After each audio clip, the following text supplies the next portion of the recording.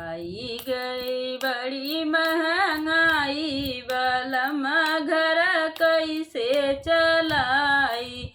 आई गई बड़ी महंगाई, बलम घर कैसे चलाई। आई गई बड़ी महंगाई, बलम घर कैसे चलाई।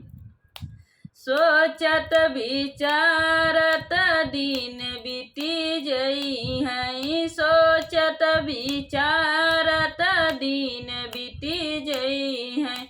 रतियों में आवे नहीं नींद, बलम घर कैसे चलाई।